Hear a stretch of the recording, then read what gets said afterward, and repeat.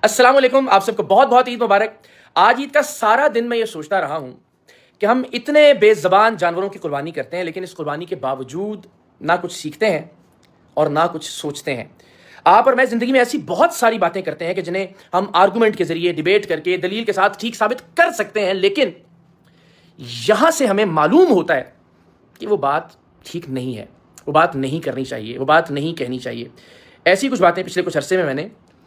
عمران خان صاحب سے متعلق کی، ان کی ذاتی زندگی کے فیصلوں کے حوالے سے، اور اللہ کی قسم مجھے ایک فین کے طور پر ان فیصلوں سے ذاتی طور پر بھی مایوسی ہوئی، لیکن دل یہ کہتا ہے، ضمیر یہ کہتا ہے کہ سیاسی اختلاف میں ان باتوں کو نہیں کہا جانا چاہیے تھا۔ تو آج عید قربان پر میں اپنی ایگو کو، اپنی انا کو قربان کرتے ہوئے غیر مشروط طور پر، کوئی معذرت نہیں، میں ندامت کا اظہار نہیں، میں شرمندگی کی بات نہیں، میں دو ٹوک الفاظ میں معافی مانگتا ہوں عمران خان صاحب سے، ان کی فیملی سے، عمران خان صاحب کے چاہنے والوں سے۔ اللہ نے اپنے خلیل کو اپنی سب سے عزیز چیز قربان کرنے کا کہا تھا، اور انہوں نے اپنی اولاد قربان کرنے کا تہیہ کیا، لیکن میں یہ سمجھتا ہوں ہم میں سے بہت سارے لوگوں کی ایگو، ہم سب کی انائیں ہمیں بعض اوقات اپنی اولاد سے بھی زیادہ عزیز ہوتی ہیں۔ تو آج کی اس عید قربان پر میں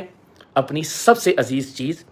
یعنی اپنی انا کو قربان کرتا ہوں، انا کو قربان کر رہا ہوں، اور میں آپ سب سے معافی کا خواستگار ہوں۔ میری خواہش ہوگی کہ انشاءاللہ عمران خان صاحب جب جیل سے باہر تشریف لائیں اور مجھے ان سے ملاقات کا موقع ملے تو میں ان سے مل کر بھی انشاءاللہ معافی مانگوں۔ ایک اور بات جو میرا دل کہتا ہے وہ یہ کہ عمران خان صاحب جب تک جیل میں ہیں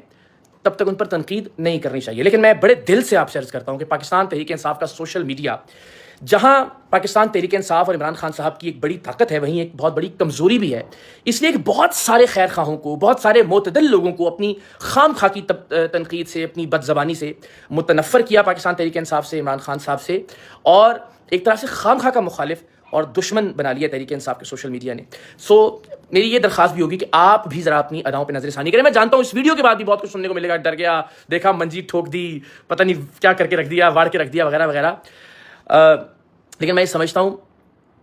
کہ میں نے بڑی دلیری سے مقابلہ کیا۔ آپ نے میری والدہ، میری فیملی، میرے بچے، میری ذاتی زندگی سے متعلق، اور یہ میرے ان بیانات کے بعد نہیں، پچھلے ڈیڑھ دو تین برس سے یہ سلسلہ جاری ہے، لیکن اللہ کا شکر ہے میں ڈٹا رہا، اور میں آج بھی سمجھتا ہوں کہ میں نے سب سے زیادہ دلیری اور بہادری کا کام کیا۔ خدا کی قسم، معافی مانگنا دنیا کا سب سے مشکل کام ہے۔ معافی مانگنا، اپنی غلطی کا احساس کرنا، اپنی غلطی کو تسلیم کرنا سب سے بڑی دلیری اور سب سے بڑی بہادری، اور اللہ نے مجھے اس دلیری اور بہادری کی آج توفیق دی ہے۔ تو میری آپ سب سے بھی ریکویسٹ ہے کہ آپ بھی ذرا اپنے رویوں پر نظر ثانی کریں، اور